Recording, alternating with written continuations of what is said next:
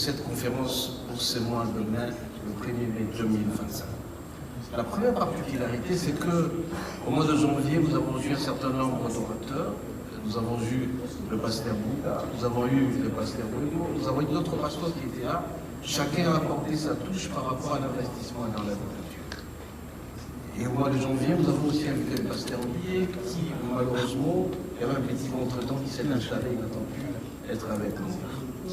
Et aujourd'hui, le temps a permis à ce qu'il soit là. Il a même prononcé à travers cet audio, à travers cette vidéo, pour dire qu'il sera présent. Donc la particularité pour cette fois-ci, c'est la présence de la réserve de l'Éternel, qu'on a toujours appelé, le pasteur Billet, qui viendra donner sa touche. Comme vous savez, investir dans l'œuvre de Dieu, chacun son expérience par rapport à l'investissement.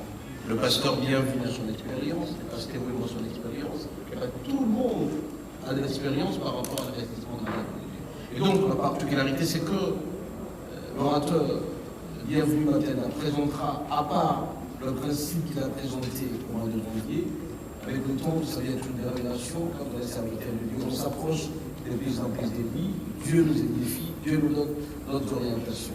Et en plus de cela, le pasteur Billet pourra donner aussi sa manière de concevoir l'investissement dans l'œuvre de Dieu. Et pourquoi investir dans l'œuvre de Dieu?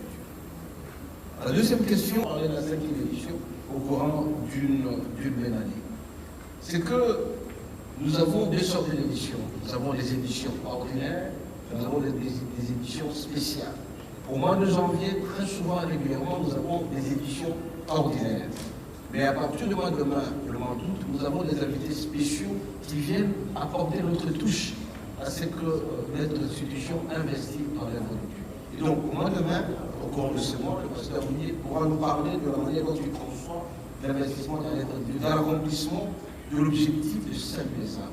Et au mois d'août, je tiens aussi à annoncer, ce sera avec le pasteur Androfo, qui viendra de la Côte d'Ivoire, qui va nous parler aussi de la manière dont il a investi dans l'œuvre de Dieu et quelles sont les bénédictions qui sont attachées à l'investissement dans l'œuvre de Dieu. Troisième question, pourquoi les choix portés sur le pasteur? Vous savez, on est pasteurs, chacun a ses relations privilégiées, particulières à telle ou telle personne. Vous êtes journaliste, vous pouvez avoir des relations avec Naï, vous pouvez avoir des relations avec Maman Afrique, chacun a ses relations. Et donc, actuellement, investir dans l'œuvre de Dieu, une institution qui reçoit tous les pasteurs. C'est lui qui est capable de pouvoir nous donner son expérience, son expertise, et tout à fait normal qu'il soit reçu, qu'il soit accueilli, afin de pouvoir communiquer au peuple de Dieu. Vous savez, nous sommes à peu près 1,5 milliard d'habitants sur la terre. Tout simplement, moi, les miens qui connaissent Jésus, nous avons l'obligation de pouvoir travailler, et chacun peut apporter son expérience sur ça. Et donc, le choix de Moïse, c'est que nous avons pris contact avec lui. Au mois de janvier, il n'a pas été présenté à cause des contretemps qui s'est installé, raison pour laquelle nous avons voulu tenir compte du rendez-vous que nous avions au mois de janvier, pour les tiennes, au mois de mai, ça sera le premier. Voilà un peu le choix compté sur lui, et prochainement, ça sera notre pasteur. Toute personne qui sera capable de se rapprocher de nous et qui veut parler, qui veut s'adresser au peuple de Dieu pour parler de l'expérience sur l'investissement dans l'œuvre de Dieu, cette personne sera toujours la bienvenue. Et donc, ce n'est pas l'exclusivité du pasteur Billet, tout pasteur qui est capable de pouvoir parler de Jésus sur l'investissement dans l'œuvre de Dieu, sera toujours le bienvenu. Voilà. Qui nous a demandé, est-ce que l'investissement dans l'œuvre de Dieu, ce n'est pas pour enrichir le pasteur, pour leur donner des moyens afin qu'ils marchent sur la vie. Vous savez, l'investissement dans l'œuvre de Dieu, il y a quelques perspectives. C'est sûr et certain que je vais développer ça le 1er mai. Nous avons la première perspective, c'est dans l'accomplissement du plan de Dieu. Dieu a un plan. Et pour la réalisation de ce plan, il doit appeler telle ou telle personne pour l'accomplir, pour entrer en danse pour la réalisation de ces plans. Il peut dire, par exemple, je vais sauver ce peuple de la publicité. Que faut-il utiliser comme pasteur? Je peux sauver ce peuple de la maladie. Qu'est-ce que je peux dire? Donc il y a un plan. Et pour le faire, il faut un investissement particulier. Et cet investissement, ça peut impliquer soit les finances, soit la prière. Donc investir dans l'œuvre de Dieu, ce n'est pas seulement sur le plan financier. Et donc, le premier, moi je veux parler du rapprochement de l'investissement sur le plan biblique et sur le plan spirituel. J'ai toujours parlé des 3 T que tout le monde connaît. Plus tu passes ton temps avec le Seigneur, plus tu investis ton temps, plus tu sortiras de la situation la plus difficile. Donc, investir dans l'œuvre de Dieu, ce n'est pas donner de l'argent au pasteur. Ce n'est pas donner de l'argent au pasteur. Mais soyez sûr et certain, vous ne verrez jamais Dieu c'est celui qui l'a envoyé qui pourra être bénéficiaire de cet argent-là. Quand il dit qu'il faut donner les dîmes et les offrandes, Dieu ne viendra jamais consommer cet argent. Dieu ne mangera jamais cette offrande. Dieu ne mangera jamais cette action de grâce. Il passe toujours par quelqu'un. Celui qui communique le message à travers son peuple, c'est celui-là qui pourra utiliser ces moyens. Vous voyez, David, quand il a constaté que l'arche de l'Éternel était dehors, qu'est-ce qu'il a fait? Il a pris tout l'argent qu'il avait, l'or et l'argent, il a mis les moyens, il a pris l'arche de l'Éternel et il a investi dans l'œuvre de Dieu. Il a mis les moyens. Donc, investir dans l'œuvre de Dieu, ce n'est pas faire empiffrer, engraisser le pasteur. C'est tout simplement pour véhiculer le message de Dieu. Et donc, les dîmes, les offrandes, quand elles viennent, ce n'est pas pour les pasteurs, c'est pour l'épanouissement, l'avancement, l'évangélisation dans l'œuvre de Dieu. Vous savez, il y a des églises qui actuellement sont dans le point où on ne sait pas accéder, mais il faut arranger les routes. Si un pasteur a assez de moyens, si quelqu'un a beaucoup de moyens, il arrange les routes pour que l'église soit connue en Dieu. On mettra les moyens, c'est l'investissement dans l'œuvre de Dieu. Et en plus de cela, sur le plan financier, j'ai toujours rappelé l'histoire des centeniers, les centeniers romains, qui a constaté que les Juifs étaient en train de prier sous la pluie, les Juifs étaient en train de prier dans les intempéries. Qu'est-ce qu'il a fallu? Il a donné de son argent, à peu près 200 000 $ pour construire cette synagogue-là. Et puis, il n'allait pas prier par là. Il a mis de l'argent pour la construction du temple. Et ça s'appelle investissement dans l'œuvre de Dieu. Un Juif, pas un Romain. Mais le Romain, un centenaire romain, qui a mis de l'argent, qui n'avait pas le droit à la prière, il a mis son argent, il a investi dans les ventes. Donc le message clair, si vous voulez savoir, c'est que nous voulons mettre sur le plan financier le trésor que nous avons à la disposition des seigneurs pour que les gens connaissent et sachent que le péché est mauvais. Si tu commets le péché, tu iras droitement à l'enfer. Si tu commets le péché, ton cœur ne sera jamais sauvé. Il n'y aura pas le salut des âmes. Raison pour laquelle nous disons que l'investissement dans l'œuvre de Dieu, c'est très important. Je vais parler de la première perspective. Vous entrez dans le plan de Dieu. Deuxième perspective, c'est quoi? C'est quand vous cherchez à honorer Dieu. Quelqu'un qui honore Dieu avec son argent, celui-là aussi sera honoré. Quand bien même, quand il y a honneur dans l'œuvre de Dieu, il est le rémunérateur de ceux qui les cherchent. Plus tu vas chercher à honorer Dieu, plus tu seras aussi béni. Et donc, l'investissement dans l'œuvre de Dieu, en principe, pour chaque chrétien, ça va être un impératif, une obligation. Tu as de l'argent, tu mets à la disposition du Seigneur. Et donc, il y aura un système de cycle qui va se... Tu mets ton argent à la disposition du Seigneur, ta santé sera protégée, ta fortune sera... Beaucoup de choses. Voilà un peu les retombées positives que les gens ne comprennent pas. Ils pensent que quand je mets l'argent à la disposition de l'Église, je suis en train d'enrichir les pasteurs. C'est trop faux. Bien au contraire, il y a aussi des serviteurs de Dieu qui mettent l'argent à la disposition des autres et de l'Église, et ils sont bénis. Et ici, l'investissement dans l'œuvre de Dieu, ce n'est pas seulement pour l'Église. Il y a aussi l'investissement dans l'œuvre de Dieu à travers les semblables. Si vous lisez 2 Corinthiens 8, verset 7, il est dit, vous avez le zèle, vous avez la foi, mais vous devez aussi avoir et surtout la bienfaisance. C'est ça. Quand tu prends en charge le veuve, les orphelins, tu seras béni. J'ai toujours dit, regardez les grands millionnaires aujourd'hui. Ceux qui sont bénis, qu'est-ce qu'ils font? Ils mettent à la disposition des autres ce qu'ils ont. Ça s'appelle investir dans l'œuvre de Dieu. Mais soyez jamais heureux seul. Vous devez savoir partager. Plus vous partagez à l'œuvre de l'Éternel.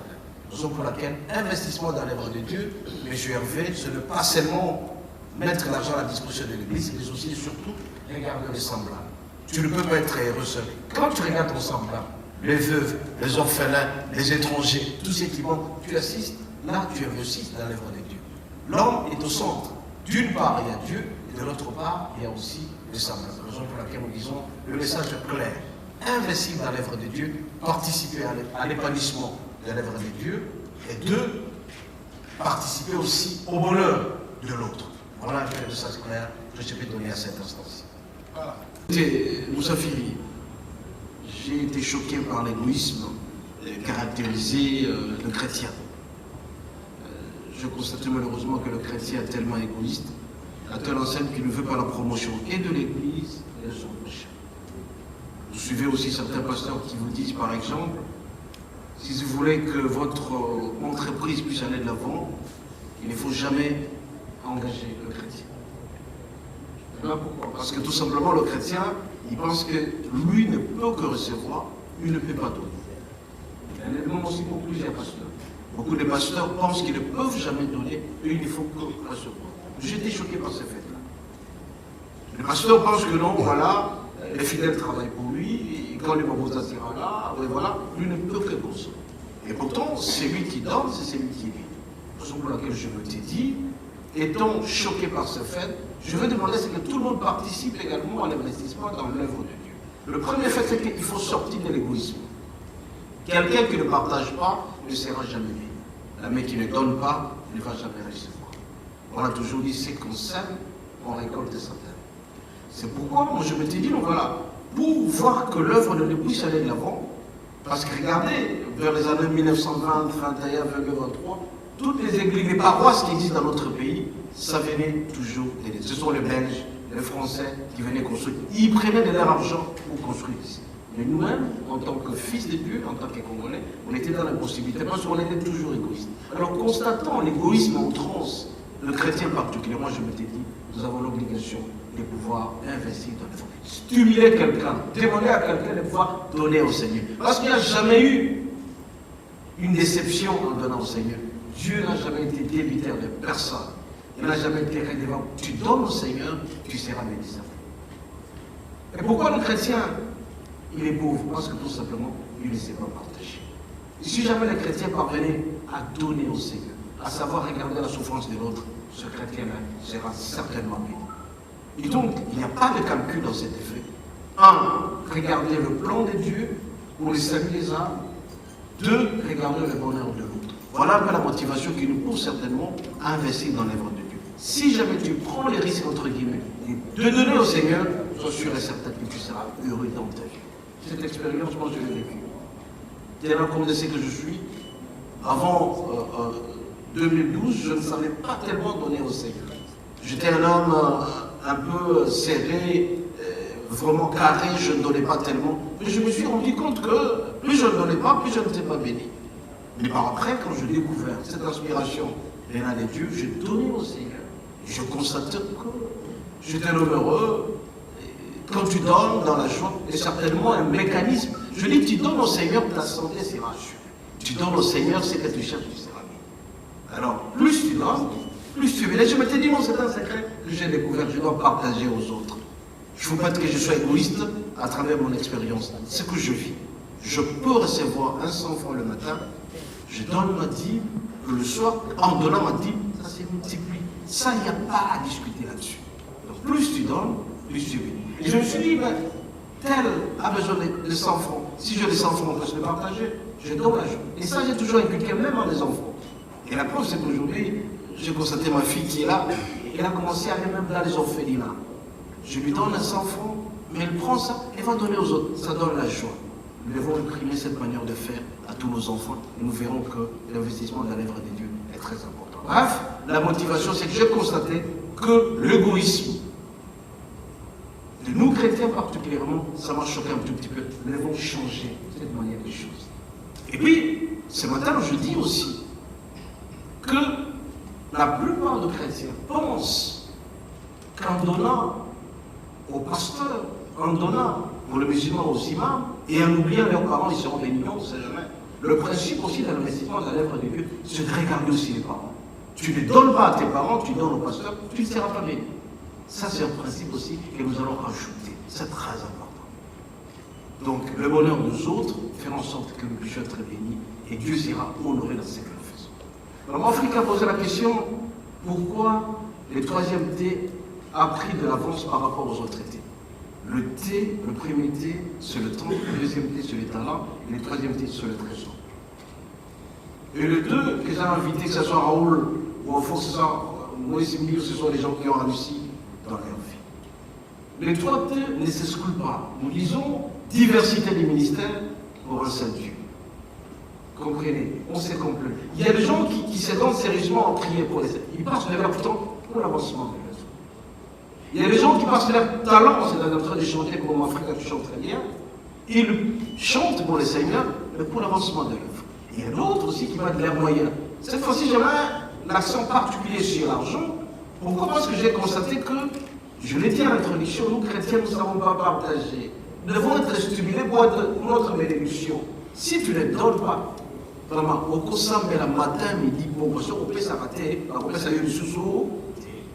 Comprends, non?